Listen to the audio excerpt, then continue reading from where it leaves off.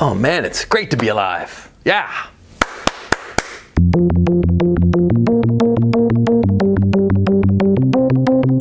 Never badmouth a woman you are fucking or have fucked. Never. Okay, this is a cardinal rule. Never badmouth a woman you have fucked. This is a cardinal rule that if you ever break it, you're gonna be in so much fucking trouble. It doesn't matter how awful the woman is. She could be physically repulsive. I'm talking fucking, Creature from the Black Lagoon repulsive.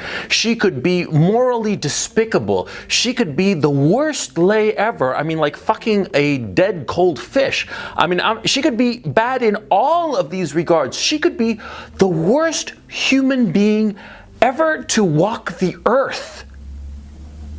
But don't badmouth her. And the reason is incredibly simple. See, it'll get back to you.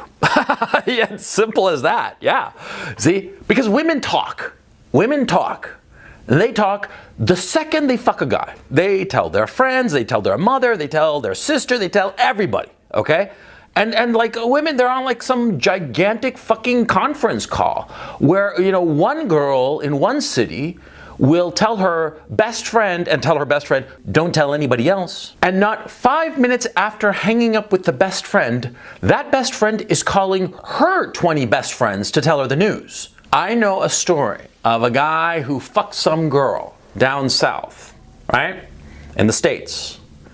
And within 12 hours, this girl in England knew the whole story. Now, why does this matter? Because the girl in England was the girlfriend of the guy's sister. It's incredible, the interconnection among women, okay? Okay, now, kidding aside. See, you badmouth the woman you fucked, right? It gets back to her, she's gonna get pissed. She's gonna get really fucking pissed. And you might think that it doesn't fucking matter. You might be that son of a bitch who just does not give a shit about the feelings of others. Yeah, sure, but look at it from a practical perspective, see? A girl you fucked and she finds out that you were bad-mouthing her for whatever reason. You were calling her ugly, you were calling her a lousy lay, you were saying that she was stupid, this, that, the other. It doesn't matter what you criticized her for. It gets back to her. And she can do a lot of damage to you. A lot of fucking damage to you. And I'm not just saying with your social group. I'm not just saying, with your friends and your buddies and the girlfriends of your friends and buddies and what have you. No.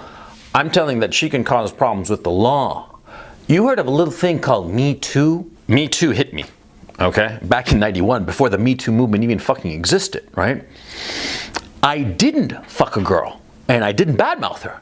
I just, realized that I didn't really want to be with her. And we made out and all the rest of it, and she offered sex, and I was like, oh no, I respect you too much. And I said a bunch of bullshit, right? And then I didn't call her. I didn't smooth the way with the bitch, right? And she got pissed off. She later finds out that I'm seeing other women. She hits me with a charge of sexual assault and sexual harassment.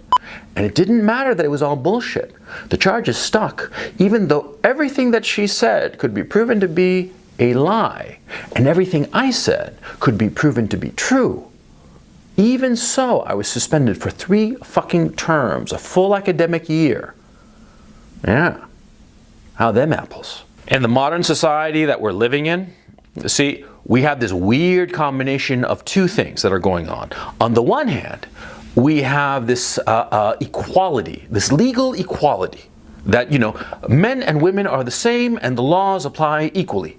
And yet at the same time, we have this weird Victorianism where women get a leg up in every situation. Look at the law. Women get noticeably lighter sentences than men do for the same crime.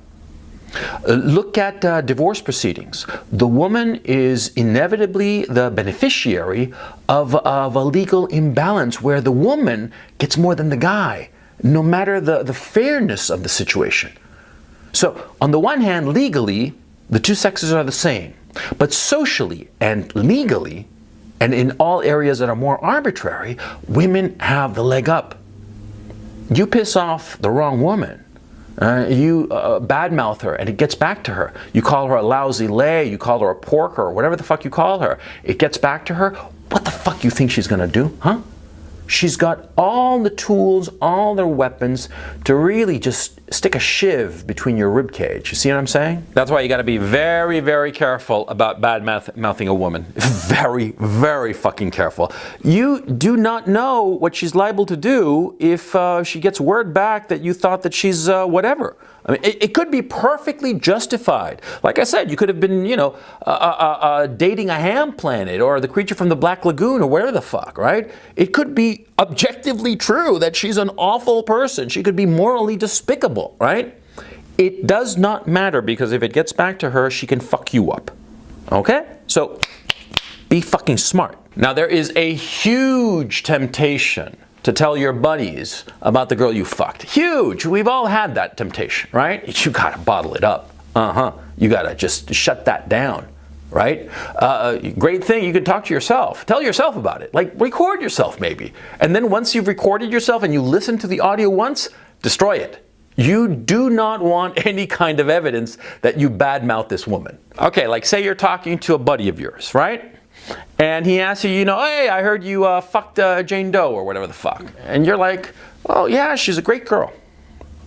She could be the worst person ever. What do you say? She's a great girl. You always say that she's a great girl. You never tell the truth. Because even with your close buddy, the guy that you grew up with, the guy you went to kindergarten with, right? The guy you've known for 30 fucking years, right? It could get back to her somehow. The guy could slip up, or maybe you crack some joke about her that's really fucking funny, and it gets back to her, and then, you know, you're up shitsville. You see what I'm saying? You can get into a lot of fucking trouble. Yeah. The knives are out for you, motherfucker. Think. Like, I don't want to make you all paranoid about this shit, but you got to think sensibly. You got to think like a smart and calculating individual, like a man. Use your reason, your logic, your experience, your knowledge, your good judgment to understand. I mean, I'm giving you my experience here. Every time I have heard of some guy bad-mouthing the girl he fucked, it's gotten back to her, or every other girl in his social circle has heard him bad-mouthing that girl for whatever reason, and maybe it's justified, but because of it, they think he's an asshole. They think he's a piece of shit. And if these girls are dating buddies of yours, you know what these girls are going to say? They're going to say, don't hang out with that guy. That guy badmouths girls. He's a bastard. He's a misogynist. He's this, that, the other. And the guys, you know, between being friends with you and keeping the peace with the girlfriend, buddy, they're going to put you on the sacrificial altar. Okay? Remember, you know, that saying, bros before hoes. It's a nice saying, but the fact of the matter, it's always been hoes before bros, okay? Most guys will cheerfully sacrifice their closest and dearest and best friends for the sake of some pussy. That's life, that's reality, motherfucker. Now, if she badmouths you, if she says that you're this, that, the other, what do? Nothing. Yeah, of course it's fucking unfair. Yeah, the cunt you fucked is saying nasty shit about you. You know, saying all kinds of bullshit. Shouldn't you defend yourself? Yeah, you should defend yourself.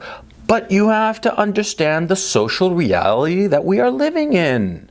Right now, especially with all this Me Too bullshit, a woman's word is believed and yours is not.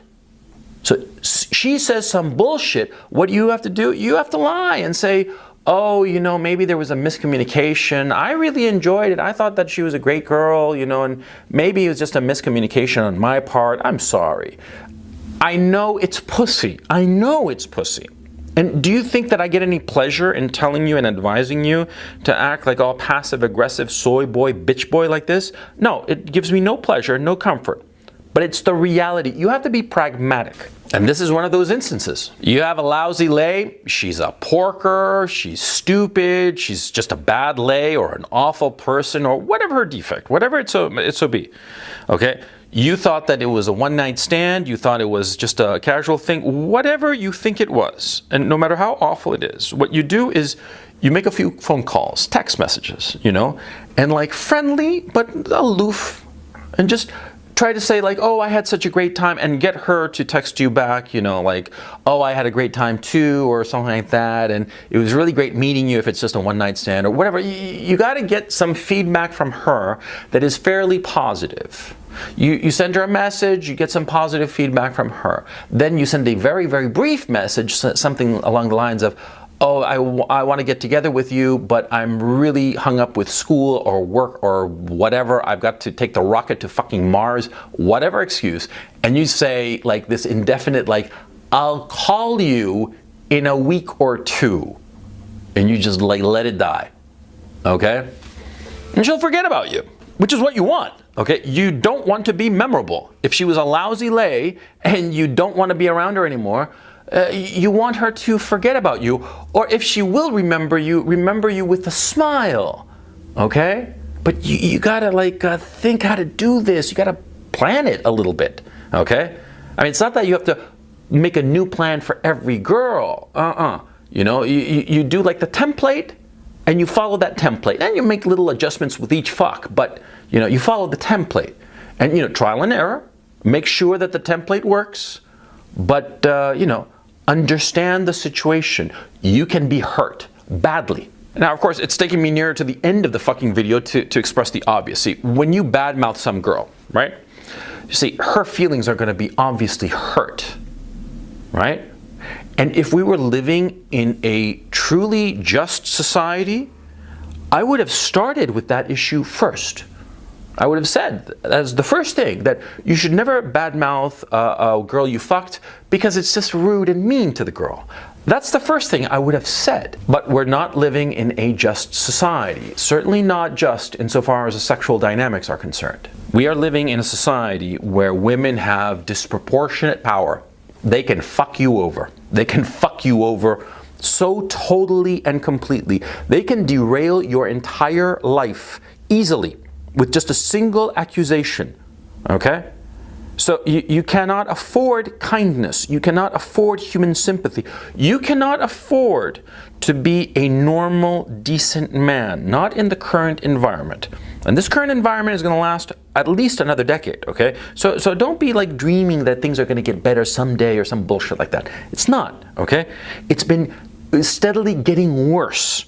Women have more and more power, more and more prerogatives. Like I said before, between the legal equality and a lot of laws that sort of like help women insofar as sexual assault is concerned, and the social stigma and all the rest of it. And the fact that, you know, you can very easily get into a lot of trouble just because you had a bad sexual encounter with some chick. So be pragmatic. Be pragmatic, don't fuck around, don't be sentimental, don't hope for the best. No, don't be stupid. Don't leave to chance those things that you can control, okay? You can control this. Don't badmouth some girl you fucked. And if you never want to see her again, be sure to finesse her away, you know? You ever go to like a pond, you know, in like a nice park, right? And you have a little model ship, you know, a little plastic one like this big. It's like really long and thin and small, right? And you put it in the water. And how do you push it out? You don't just like shove it away. Because if you shove it away, it'll instantly tip over and sink. No, you don't do that. What you do is you gently set it adrift and just watch as it goes away. That is how you handle a lousy lay.